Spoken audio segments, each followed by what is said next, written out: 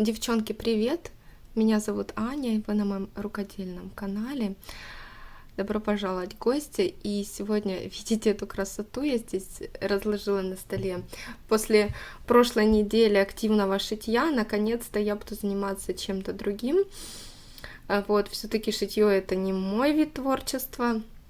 Это так, баловство или просто отдых.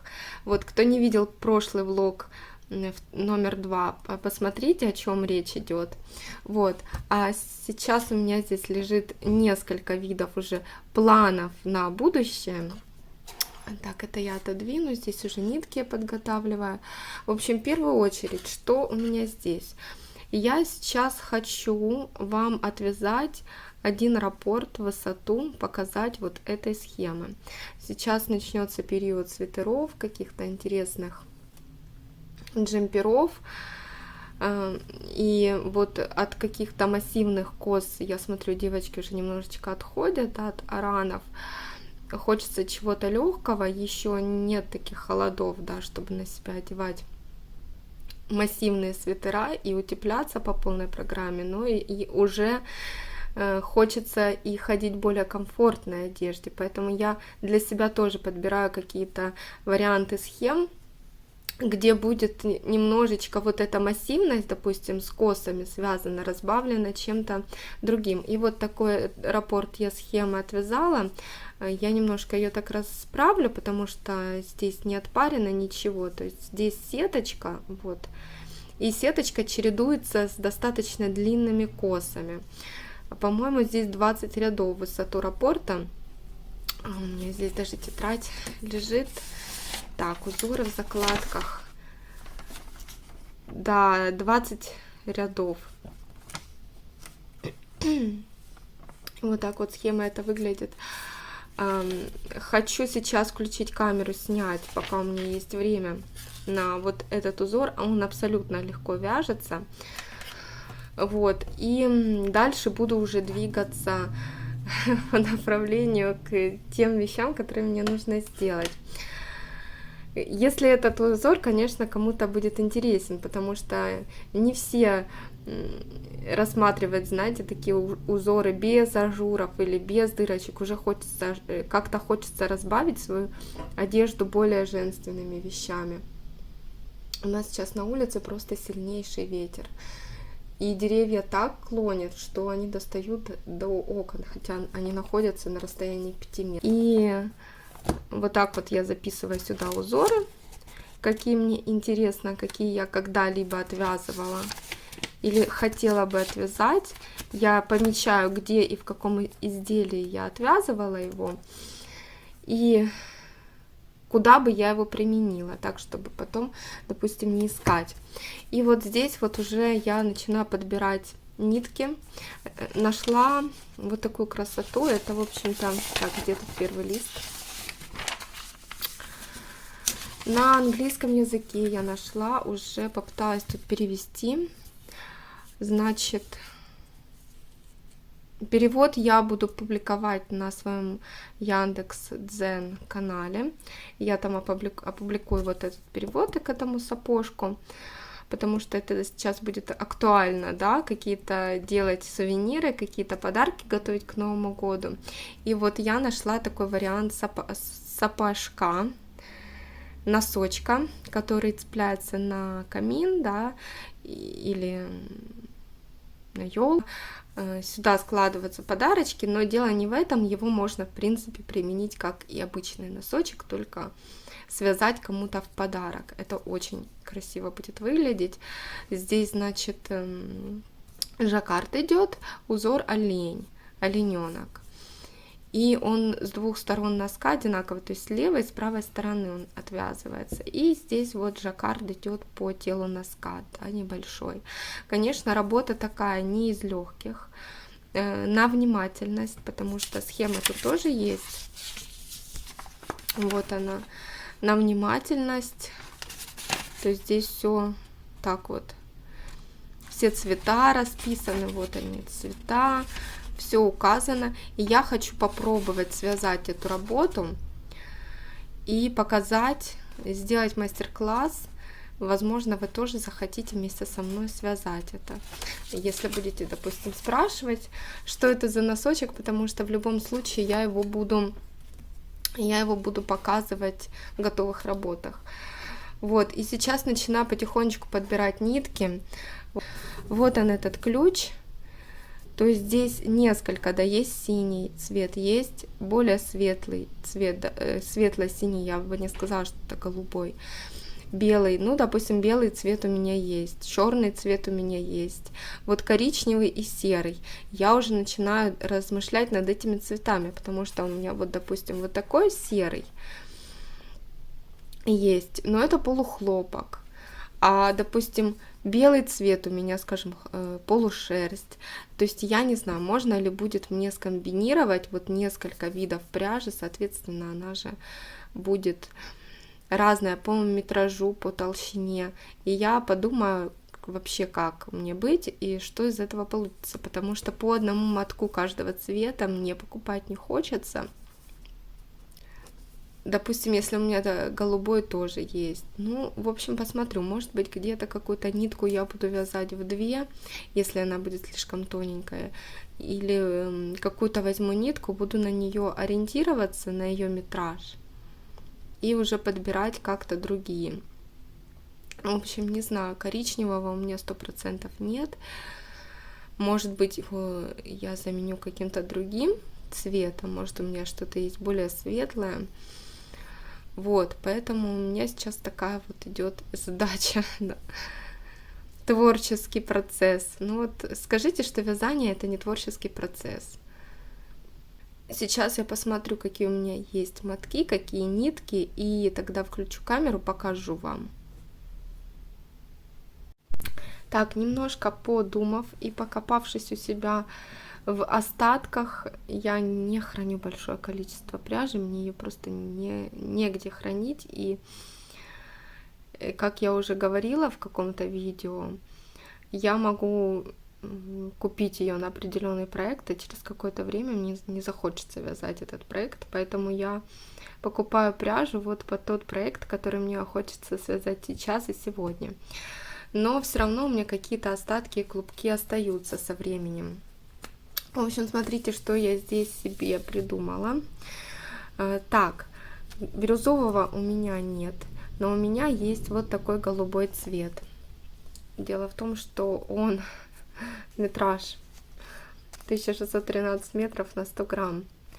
Мне нужно будет вот это дело смотать примерно, наверное, в 5 ниток. Вот, но другого у меня нет. В общем, это семеновская пряжа Лидия и состав 50/50. Вот, цвет голубой. В принципе, он мне сюда подходит, да. На пятку и резиночку у меня вообще пойдет какой-нибудь моток. У меня есть такой меланжевый. Здесь не обязательно, да, такой, я так понимаю, синий. Можно, в принципе, и на серый на какой-то заменить. В общем, сюда синего у меня нет, но это не принципиально. Так, соответственно, у меня есть белые цвета. Это полухлопок, но он неровный. Он такой вот, как ровница идет. Нет, не ровница, он буклированный какой-то идет. Он неровный. Вот, и какие-то остатки моточки, я не знаю, хватит мне этого. Если бы мне этого хватило, я бы использовала его. Но здесь не слишком много белого, и, возможно, мне его хватит. Всего лишь-то несколько рядов, да, и немножко на ушках у оленя.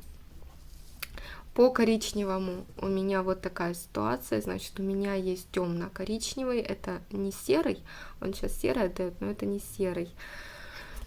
Серия семеновская тоже. Бабушкин носок. Ну, она такая, знаете, с ворсинками. Я думаю, что на вот шерстку оленя это самое то будет. Ну, интересно будет смотреться. И совмещаю разные текстуры и толщину пряжи. Вот эту можно на основной носок, вот эту можно регулировать, как вы поняли, здесь очень тонкая нить, я ее могу сделать так, что она будет примерно такого же метража и толщины, как эти две. Вот, поэтому это хорошо. Это есть плюс, да, такой тоненькой ниточки. И, значит, следующий. Это у меня пехорка народная. Я из нее вязала себе шапочку прошлой зимой. Остался один моток, брала два, но остался один, мне одного мотка хватило с головой. Вот, эконом-серия. Значит, какой здесь у нас? 220 метров на 100 грамм. В общем-то, 30% шерсть. Остальное акрил.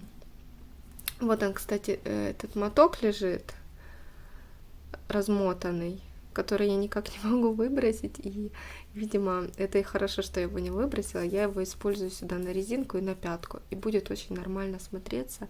Он такой меланжевый. В нем есть и темно-синий, и голубой, и светло-серый. Ну, в общем, нормально. И черный у меня есть. Alize Baby Wool. Ой, это что ж такое? Вот тоже такой маленький остался какой-то остаток. Я остатки не выбрасываю, потому что, видите, на такие какие-то мелкие работы, которые иногда хочется сделать, как раз самое оно.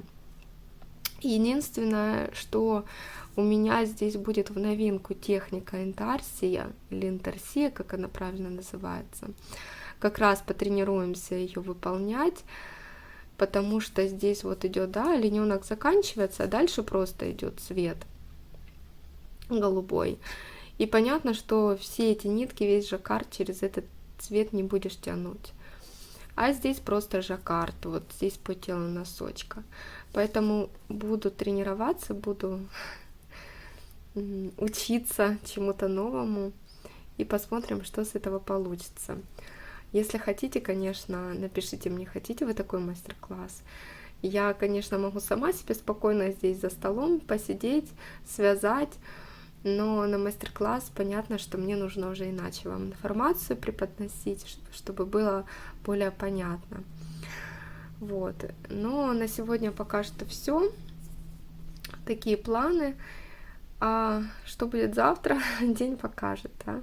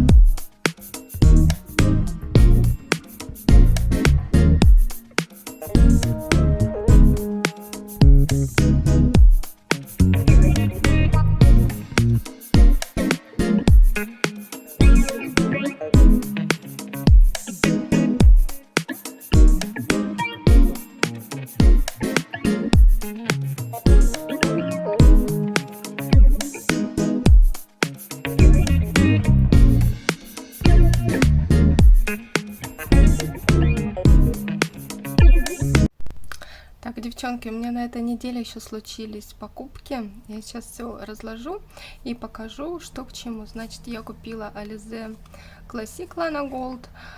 Я думаю, состав все знают. 49 на 51. Это который 240 метраж. Толстая нитка. Вот. Хотела немножко другую пряжу, более какую-то мягкую, но вообще нету никакого выбора, не знаю. Вот. И купила цвет такой пыльной розы, очень красивый цвет, номер 161. Планирую с него вязать свитер дочке и, скорее всего, сделаю на него мастер-класс, потому что там достаточно легкое выполнение и легкий узор. Вот, и купила еще полухлопок Yarnard Jeans, Цвет номер 68, очень красивый такой, меланжево-синий. И я думаю, в полотне тоже будет красиво смотреться. Это у меня тоже на проект для дочери. Пока я не передумала, не перегорела, надо быстренько все делать. Вот. И у меня, кстати, есть такая классная корзинка. Вот так она выглядит. Самая обычная, не помню, где покупала, в каком-то магазине хозтоваров. Люблю такие вот корзинки, именно пластиковые. Почему? Для вязания. Почему? Потому что их можно помыть, убрать, то есть они будут чистые всегда, если здесь какая-то пыль скопилась или нитки, остатки, то есть вот так вот можно их использовать. Красивая вот эта пряжа, присмотритесь к такому цвету, если подбираете такой именно, знаете, не ярко-синий, а такой приглушенный. Вот, наверное, на камере он таким и смотрится. Не, он засвеченный, засвечивается. Но очень приятный такой, мягенький. Я люблю эту пряжу Yarn Art джинс. И да, это полухлопок. Я думала, может быть, здесь еще что-то добавлено. Я уже и состав забыла. Вяжу, а состав, знаете, не смотрю. Когда-то прочитала полухлопок, и ладно. Вот. Так что покажу, что я свяжу, какой образец у меня получится. И включу потом камеру, вам покажу. Так, отвязала я образец из этой пряжи. Немножко здесь вначале накрутила, навертела что-то. В общем, вязала 2 номерами спиц. Значит, до первой половины у меня 4, вторая половина 3. Солнце вышло, не могу снимать полностью на столе, держу телефон. В общем, я думаю, какой мне номер спиц взять.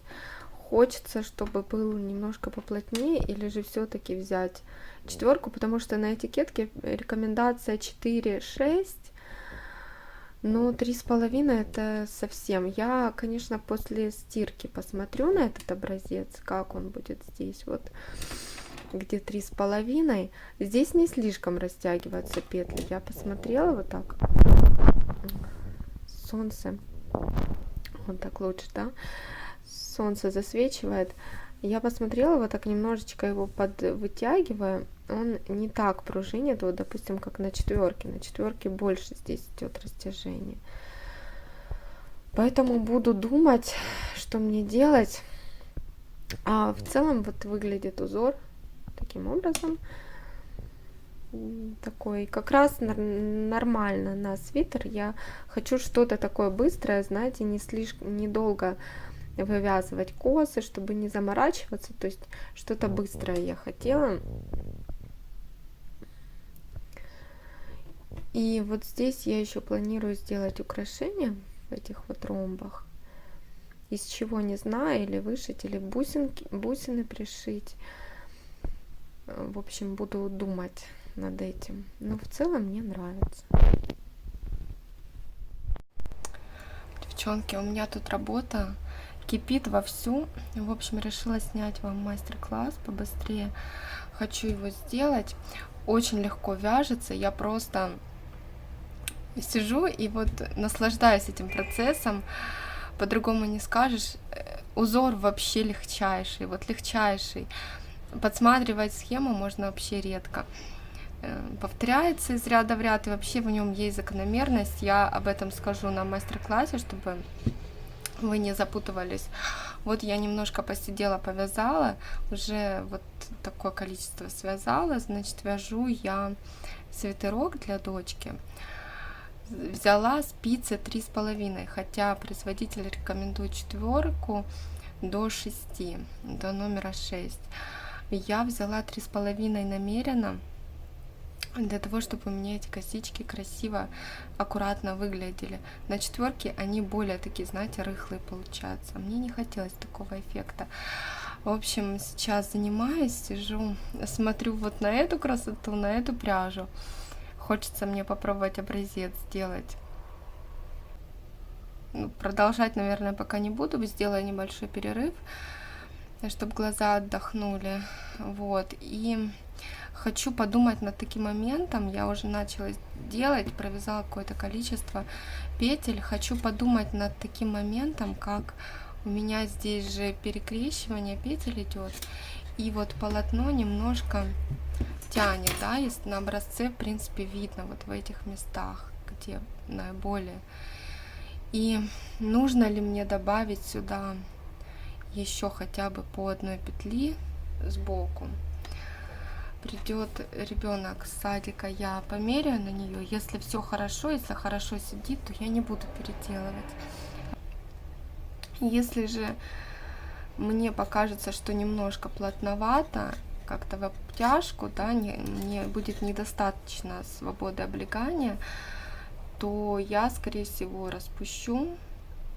Придется мне это сделать и добавить, наверное, распущу до резинки и добавлю по спинке по одной петле, то есть где-то здесь, в этих местах. В общем, вот такие у меня продвижения пока что по процессу. Дальше будет видно. Впереди выходные, и я так подозреваю, что, наверное, я вязать не буду, поскольку у нас некоторые планы с семьей. Если хотите, конечно, могу поснимать, чем мы вообще занимаемся, потому что на выходных я стараюсь не заниматься никаким творчеством, рукоделием, а больше посвящать время семье. Провязала уже свитерок вот так вот высоту, мне надо 24 сантиметра. В общем, здесь мне осталось провязать несколько рядов, несколько сантиметров. Буду начинать уже снимать следующий этап для мастер-класса. Это вывязывание пройм.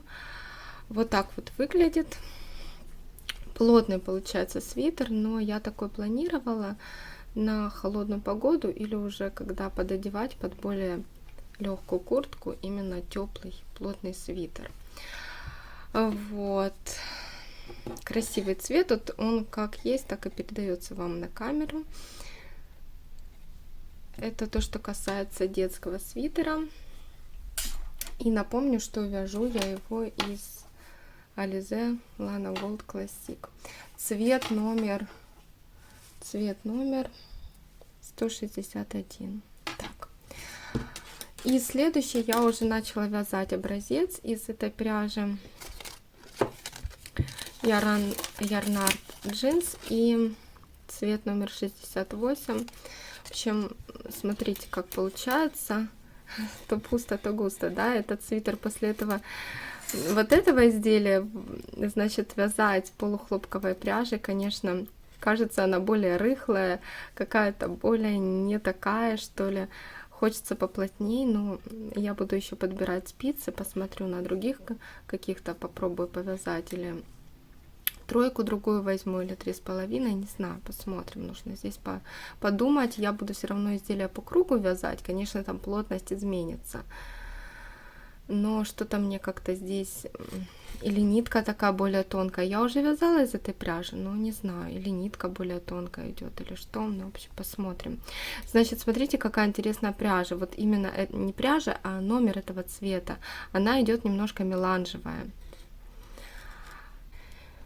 Есть вкрапления такие, знаете, белые. Вот здесь видно. Вот они прям какие-то светлые.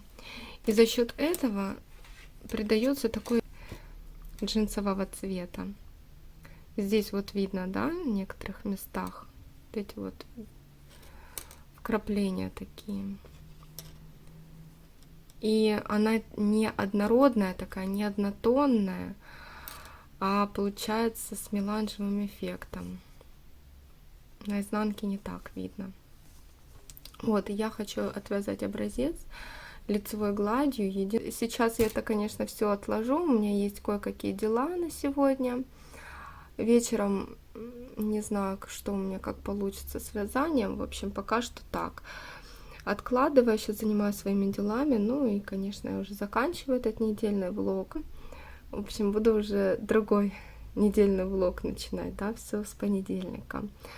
Вот, так что я с вами прощаюсь. До скорых встреч и пока-пока.